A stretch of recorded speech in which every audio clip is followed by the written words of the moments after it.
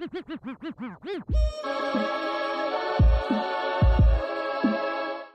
guys အားလုံးပဲမင်္ဂလာပါတနေ့တာမှာကိုယ့်လက်ထဲကိုအလုပ်တွေအများကြီးရောက်လာတဲ့အခါဒါမှမဟုတ်လုပ်စရာတွေအပုံကြီးရှိနေတဲ့အခါမျိုးမှာဘယ်ဟာကိုအရင်စလုပ်ရမလဲဆိုတာဝေခွဲမရဖြစ်တတ်ပါတယ်အဲ့ဒီလိုအချိန်မှာအရေးကြီးတာကိုအရင်လုပ်အရေးမကြီးတာကိုနောက်မှလုပ်လို့ရတဲ့အလုပ်ကိုနောက်မှလုပ်ဆိုတဲ့ဦးစားပေးအစဉ်လိုက်သတ်မှတ်တာကို prioritize လုပ်တယ်လို့ခေါ်ပါတယ်ဥပမာအနေနဲ့ you need to learn how to prioritize your tasks to meet the deadline ကိုမှီဖို့ဆိုရင်မင်းရဲ့အလုပ်တွေကိုဘယ်ဟာအရင်လုပ်မလဲဆိုတာဦးစားပေးသတ်မှတ်တတ်ဖို့လိုအပ်တယ်လို့ပြောတာဖြစ်ပါတယ်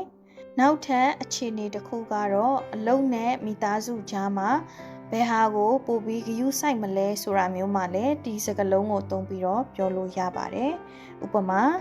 It's hard to prioritize work over family မိသားစုထက်အလုပ်ကိုဦးစားပေးဖို့ဆိုတာခက်ခဲပါတယ်ဆိုတဲ့အဓိပ္ပာယ်မျိုးဖြစ်ပါတယ်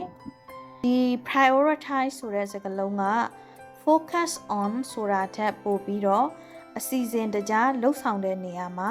ပိုပြီးထိရောက်တဲ့စကားလုံးဖြစ်ပါတယ်ဟုတ်ပါပြီဒီနေ့ဒီသင်ခန်းစာလေးကလည်းအကျိုးကျေးဇူးတစ်ခုခုရရှိသွားကြလိမ့်မယ်လို့မျှော်လင့်ပါတယ်နောက်ထပ်ဗီဒီယိုတွေမှာလည်းထပ်ဆုံချင်ပါသေးတယ် Happy learning bye bye